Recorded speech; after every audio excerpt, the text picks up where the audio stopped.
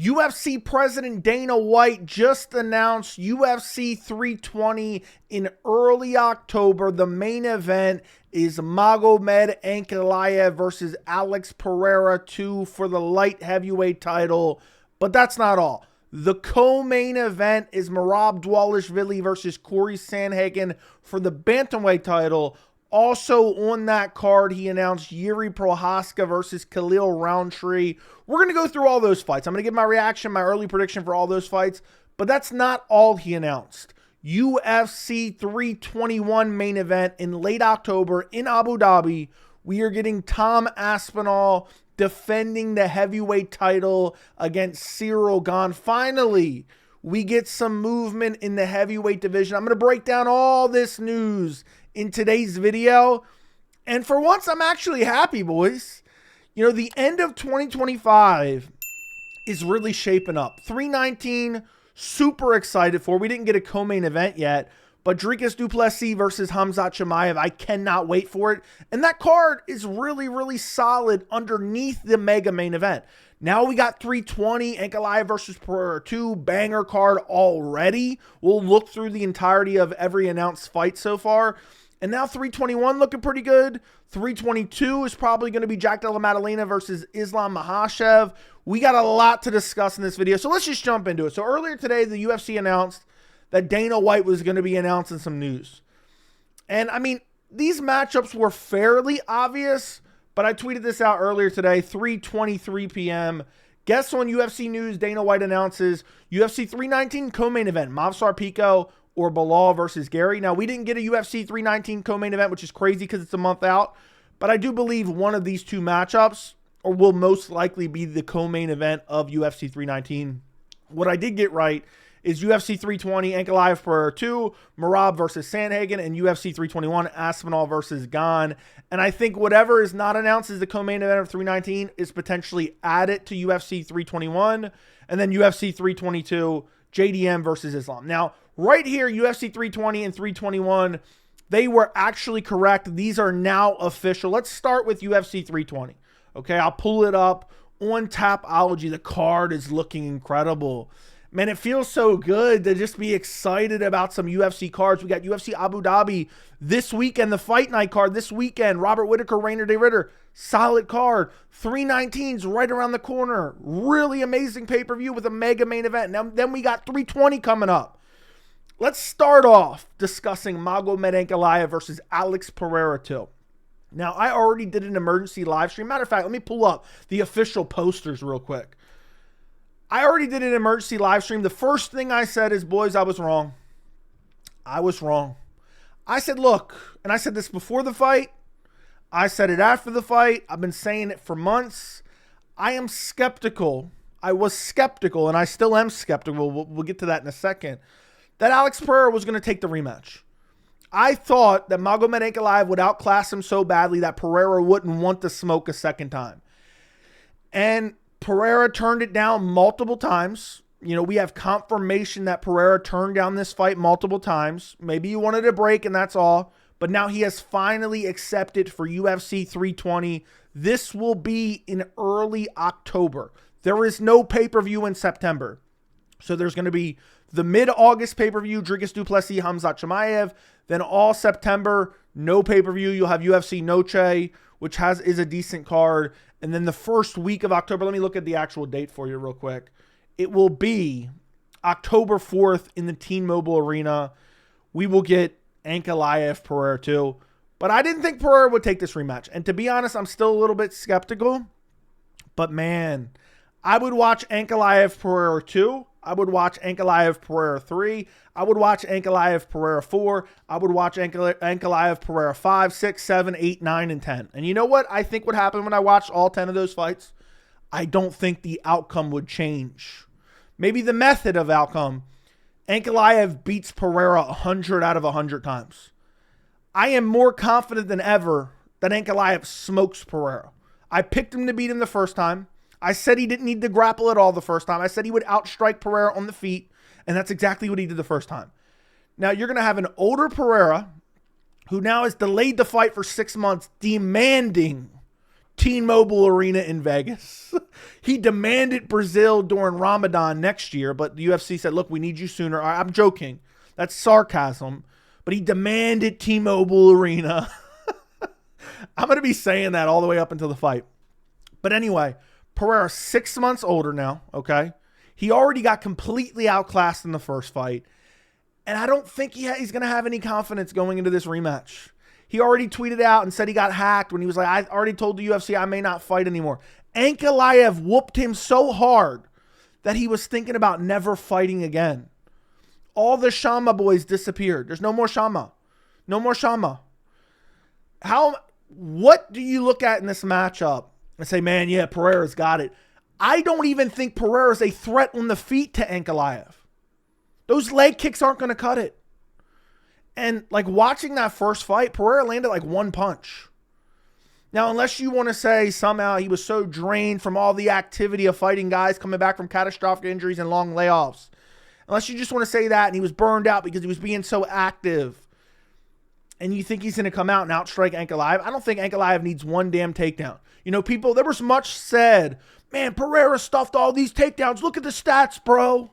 Ariel Helwani acting like Pereira won this first fight, by the way. But anyway, Ankalaev never actually really committed to a takedown. He was just kind of sapping some of Pereira's energy and giving him something else to think about because this is the sport of MMA. Pereira did nothing. And people are going to be like, yeah, man, if Pereira is just a little bit more active on the feet and he tries a little bit harder. If he tries harder, he's going to get smoked out cold.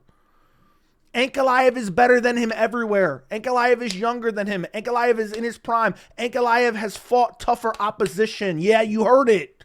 Rockage smokes Pereira. I said it. Okay, I said it. Jiri coming back from a catastrophic injury and like a year layoff doesn't mean much. Same with Jamal Hill. And look at Jamal Hill. Yeah, that win's aged very well, hasn't it?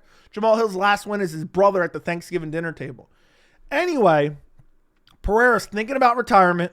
He's 6 months older. He already got dominated by Ankalaev and completely outclassed in the facet of the game that he's most confident in. What are you banking on, a fluke KO? You banking on a fluke KO? I'm certainly not. So he's going to have to clip and KO Ankalaev. And I think Pereira, if he gets more aggressive, I think he's getting slumped out cold. So an early prediction for this fight, I think Ankalaev puts him out. I picked Ankalaev second round KO last fight, UFC 313. I'm picking Ankalaev to slump him out cold in this fight too. I'm going to say second round KO. We'll see when we get closer if I change my prediction at all. I'm not changing it from Ankalaev, but we'll see if I change the method of victory. But please tell me where Pereira wins this fight. I don't see it at all. But shout out to Pereira for taking it. I mean, I really didn't think, I thought he was going to try to run off the heavyweight. I really didn't think he was going to take that fight. And to be honest, I'm still a little bit skeptical. I said this in my stream earlier. It's not like Pereira's habitual, pull out guy. It's not like he's pulled out a lot of fights. I feel like he's not going to show up. I'm not saying he's going to pull out because he's scared. I'm saying somehow, some way, he's not going to show up. All those like small injuries that maybe he stepped in and fought Jiri with, or stepped in and fought Jamal with, a broken toe here, this or that. He's going to suffer one minor injury. But I don't want to fight Ankalaev. I'm injured. And I don't blame him. So while I love this matchup and I love this rematch, even though Pereira doesn't necessarily deserve it, he was long reigning champion because he was babied by the UFC by fighting number 8 Khalil Rountree. I love the matchup. I think it's a super exciting matchup. I think Ankalaev gets an opportunity to really prove that the first fight wasn't an aberration. And if Ankalaev goes out here super confident, like, yeah, I'm going to finish him this time, you never know.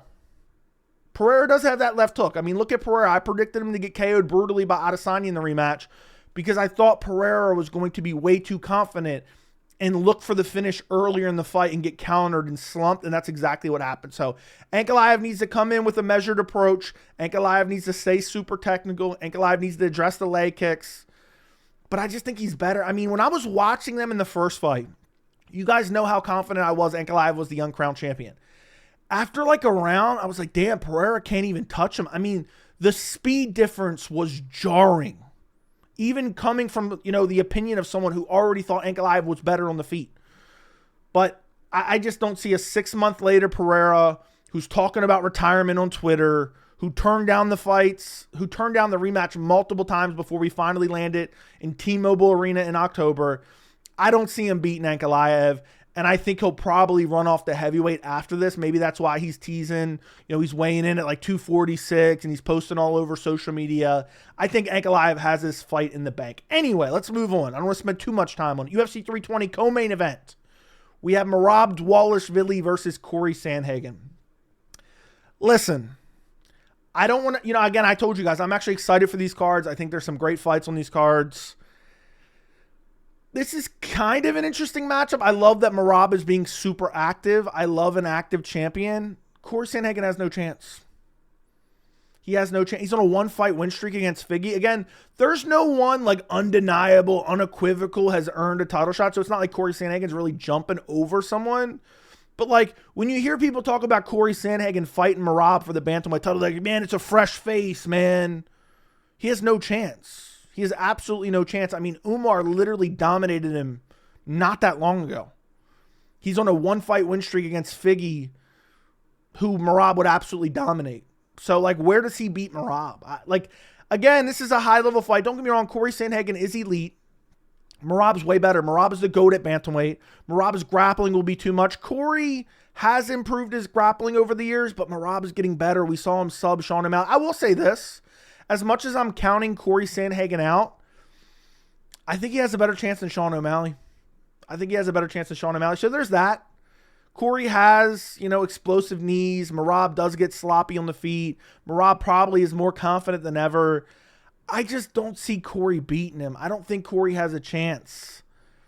Again, better chance than Sean O'Malley, but where's he beat him? Someone please tell me. And what I will say, I mean, this is co-main event worthy. If this was main event, I'd be bitching about it. This is co-main event worthy.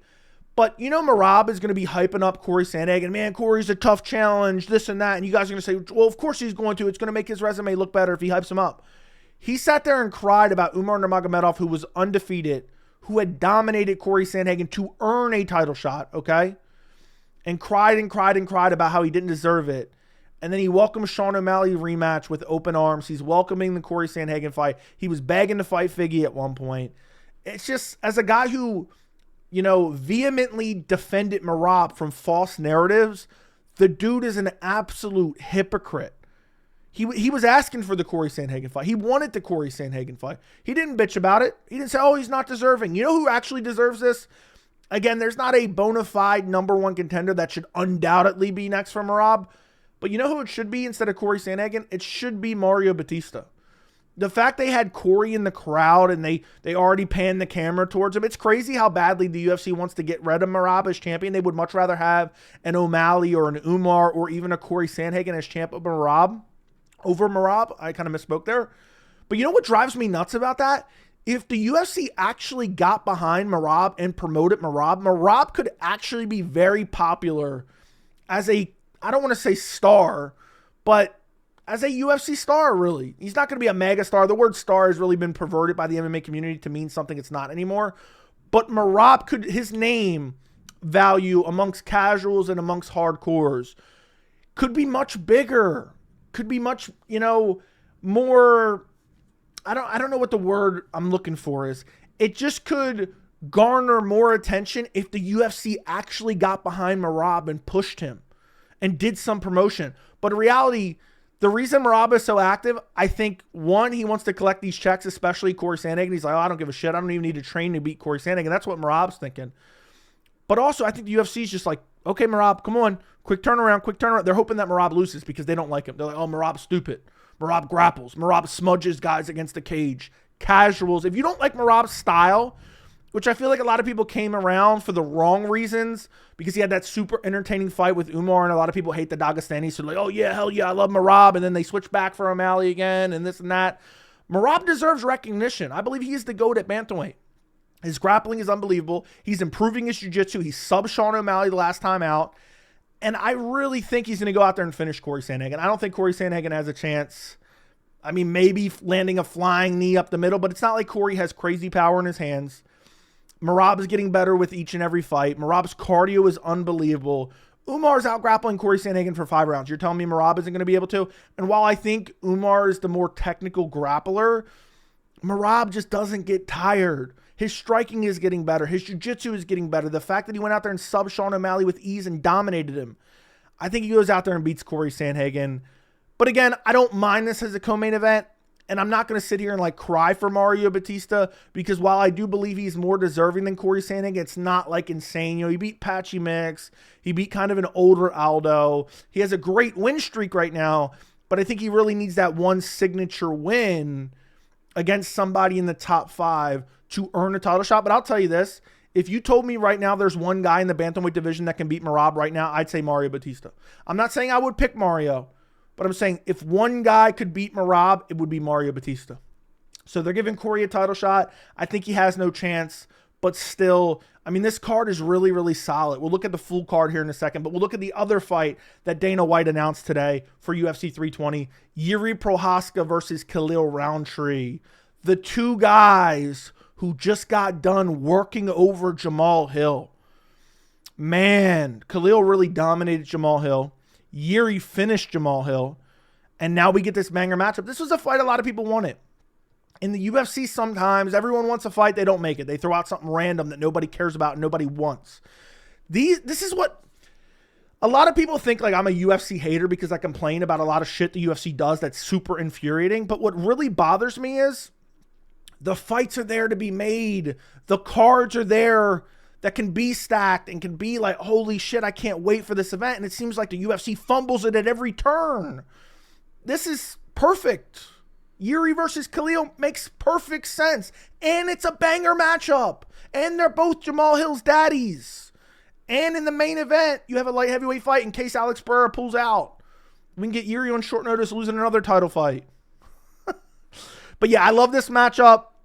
Jiri's such a wild man. I absolutely love Jiri's style. I think Jiri smokes Khalil. We'll get right into the prediction.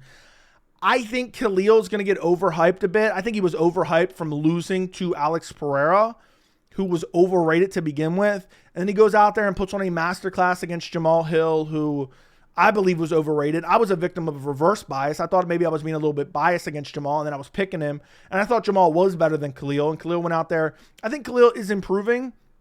But at the end of the day, Jiri's so elusive, and he fights such a wonky style. And I just don't see Khalil going out there and like just one punch KOing Jiri Prochazka. Jiri has a good chin. Jiri's striking seems to be improving. He's a little bit more defensively responsible. He's still there to be had. But I think if Dustin Jacoby's going out there and arguably beating Khalil Rountree, and I know that was a bit ago, I think Jiri will be able to go out there and beat Khalil Rountree. But I love the fight. I think this should arguably be 5 rounds. I wish this was 5 rounds. I know it would be 3 5-round fights on a card because I'm assuming this will be the featured fight on the card. But, man, wouldn't it be nice to get this as a 5-round fight? And this could be a number 1 contender fight. Neither one of these guys, I don't believe Khalil's ever fought Ankalaev. I don't think he has. Off the top of my head, he hasn't. So, like, as weird as it would be to see Jiri get like a 25th undeserved title shot, he beat Jamal, he beats Khalil. He's right up there with like Carlos Ulberg for earning a light heavyweight title shot. And if Ankalaev goes out there and beats Pereira again, he's going to need a fresh face. And Ankalaev has never fought Jiri. Jiri Ankalaev is actually a banger. Jiri might be the only guy that could beat Ankalaev just on fluke KO alone because the way he just wades in like a madman and looks for a brutal KO. So I'm really looking forward to this fight. I wish it was 5 rounds. Will we need 5 rounds? Probably not. But I just love, I love that the UFC is actually building a card, guys. Let's look at the full card. We don't have every fight just yet. We only have 6 fights. But obviously the fights I've already went over. Magomed Ankalaev, Alex Pereira 2, Merab versus Sandhagen for the bantamweight title. We got Joe Pyfer, Abus Magomedov. Love that matchup. Jiri Prochazka, Khalil Rountree, which will be moved up 1 fight. Edmund Shabazi and Andre Muniz. Okay, Macy Chasson, Yana Santos. I'm going to throw it in my mouth. But either way, this is already a great card. This is a massive card already with only 6 fights announced. And 5 of them are really, really solid. I mean, this could be... this is labeled right now on Tapology as main card fights. This is all we need. This is already a banger main card. This is already better than half the cards from this year. I would have to look over them. So all I can say is shout out to the UFC. Shout out Dana White for actually putting a decent card together for a change. Can't wait. One thing I will say... we'll save this for the end of the video. We're gonna look at Dana White announcing this fights because there may be something you guys missed, but we'll get to that in a little bit. Let's move on to UFC 321. Tom Aspinall versus Ciryl Gane for the heavyweight championship. About damn time. I blame the UFC, I blame Dana White, and I blame Jon Jones for holding up the heavyweight division. But I will say this. I am so grateful that we will not have to hear Tom Aspinall say, got fight news coming soon. Got fight news coming soon. And while it wasn't his fault, it was driving me up a damn wall hearing Tom Aspinall talk to the UFC the other day. Got fight news coming soon, man. Heard him say it 150 times. Now he's taking on Ciryl Gane. Now I understand Gane had a controversial win against Alexander Volkov in his last fight and arguably robbed Volkov. Shout out to Dana White saying afterwards, I'm going to make this right for you, Volkov. They have done it before, giving a guy a title shot because they thought he won a fight. I think they did it for Aldo at one point, if I'm not mistaken. Yeah, I think they thought Aldo robbed Marlon Moraes and they gave Aldo a title shot, if I'm not mistaken. I'm not going to look it up right now. But they're giving Ciryl Gane the title shot. These are the two most promotable guys at heavyweight, arguably just based on the resume and the most recent wins. You can't give Volkov a title shot based on, if you just look at that resume right now, he lost on paper. You can say, we can all bitch and moan and say that he won, but the judges gave it to Ciryl Gane. It was a close fight. I thought Volkov won that fight. But now we're getting Tom Aspinall versus Ciryl Gane. And I know I'm not going to get a lot of hate for this, but people are acting like Tom Aspinall is some godly heavyweight when he's done jack shit. He's literally done jack shit. I know for the heavyweight division, it's decent, but like the heavyweight division is utter dog shit. He's on a 3-fight win streak, and one of those guys is Marcin Tybura. I'm not saying Ciryl Gane has done much more, but what I'm trying to tell you guys is because of the Jon Jones hate, okay, because of Jon Jones holding up the division, and because everyone wants to desperately see Jon Jones lose, it's like people are warped in their mind about how good Tom Aspinall actually is. He's 1-1 with Curtis Blaydes. He's on a 3-fight win streak. One of those wins is Marcin Tybura. While he's beaten a lot of the top heavyweights, look, I don't find Tom all that impressive based on who he's currently beat. I think Ciryl Gane is the toughest challenge to date for Tom Aspinall. And that's why I will say I love this matchup. I mean, I think heavyweight's kind of dead. And I think, you know, if I was making fights, I'd make Tom Aspinall versus, what's his name? How am I forgetting his name? He's on this card. Jailton Almeida. I almost said Cesar Almeida. I would probably prefer Tom Aspinall versus Jailton Almeida. But man, Aspinall versus Ciryl Gane is a heater.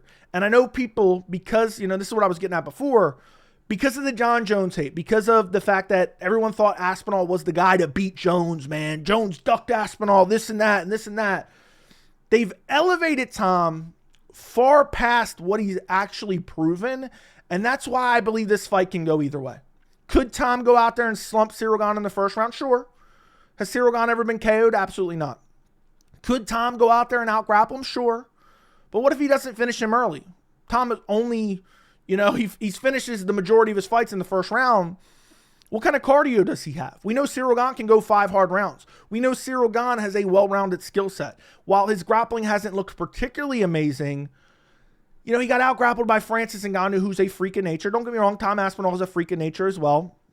And he got submitted by Jon Jones in the first round. Jon Jones, I think, would ragdoll Tom Aspinall. Okay? So I really think a lot of people are going to be like, man, Tom's going to just murk Ciryl. Ciryl is the far superior striker. You go back and watch any of Tom Aspinall's fights. Either Curtis Blaydes fight that didn't even last that long, Blaydes was tagging him on the chin. You go back and look at the Andrei Arlovski fight, which lasted two rounds. Old-ass Andrei Arlovski's tagging him on the chin.